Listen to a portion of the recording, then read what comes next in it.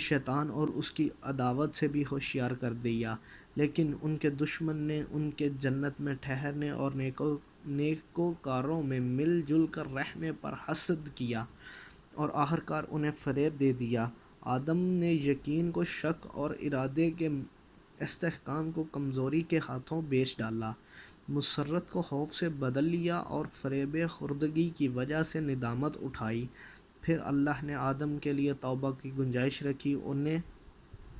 رحمت کے کلمات سکھائے، جنت میں دوبارہ پہنچانے کا ان سے وعدہ کیا اور انہیں دار ابتلاء و محل افزائش نسل میں اتار دیا۔ اللہ سبحان نے ان کی اولاد سے انبیاء چنے، وحی پر ان کا عہد و پیمان لیا، تبلیغ رسالت کا انہیں امین بنایا، جبکہ اکثر لوگوں نے اللہ کا عہد بدل دیا تھا، چنانچہ وہ اس کے حق سے بے خبر ہو گئے اور اوروں کو اس کا شریک بنا ڈالا۔ شیاطین نے اس کی معرفت سے انہیں روگرداں اور اس کے عبادت سے الگ کر دیا۔ اللہ نے ان میں اپنے رسول مبعوث کیے اور لگاتار انبیاء بھیجے تاکہ ان کی فطرت کے عہد و پیمان پورے کرائیں،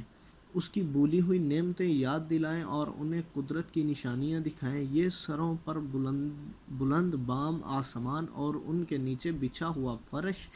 زمین زندہ رکھنے والا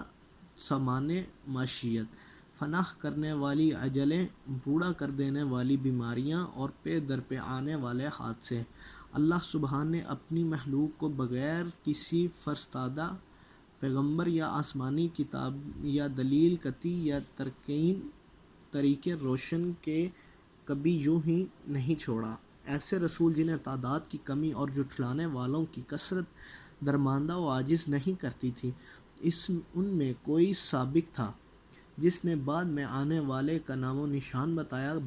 کوئی بعد میں آیا جسے پہلا پہنچوا چکا تھا۔ اس طرح مدتیں گزر گئیں، زمانے بیت گئے، باپ داداؤں کی جگہ پر ان کی اولادیں بس گئیں، یہاں تک کہ اللہ سبحانہ نے ایفائے عہد و اتمام نبوت کے لیے محمد صلی اللہ علیہ وآلہ وسلم کو مبعوث کیا، جن کے متعلق نبیوں سے عہد و پیمان لیا جا چکا تھا، جن کی علامات یعنی ظہور مشہور محل ولادت مبارک و مسعود تھا۔ اس وقت زمین پر بسنے والوں کے مسلک جدا جدا، خواہش متفرق اور پراگندہ اور راہیں الگ الگ تھیں، یوں کہ کچھ اللہ کو مخلوق سے تشبیہ دیتے، کچھ ان کے نام بگاڑ دیتے، کچھ اسے چھوڑ کر اوروں کی طرف اشارہ کرتے تھے۔ خداوند عالم آپ کی وجہ سے انہیں گمراہی سے ہدایت کی راہ پر لگایا اور آپ کے وجود سے انہیں جہالت سے چھڑایا۔ پھر اللہ سبحانہ تعالیٰ نے محمد صلی اللہ علیہ وآلہ وسلم کو اپنے لقا کرب کے لیے چنا، اپنے خاص انعامات آپ کے لیے پسند فرمائے اور دار دنیا کی بود و باش سے آپ کو بلند تر سمجھا،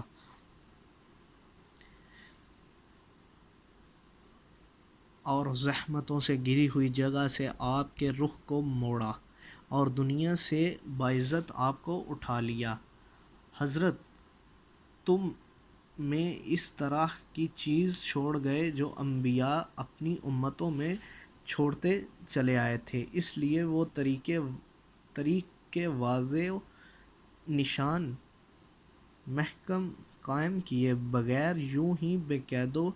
بند انہیں نہیں پیغام ربانی پہنچا کہ حجت تمام کریں، عقل کے دفینوں کو ابھارے چھوڑتے تھے۔ پیغمبر صلی اللہ علیہ وآلہ وسلم نے تمہارے پروردگار کی کتاب تم میں چھوڑی ہے، اس حالت میں کہ انہوں نے کتاب کے حلال و حرام اور واجبات مستحبات، ناسخ و منسوخ، رخص و عزائم، خاص و عام، ابرد امثال، مقید متعلق، محکم و متشابہ کو واضح طور پر بیان کر دیا، مجمل آیتوں کی تفسیر کر دی، اس کی گتھیوں کو سلجھایا،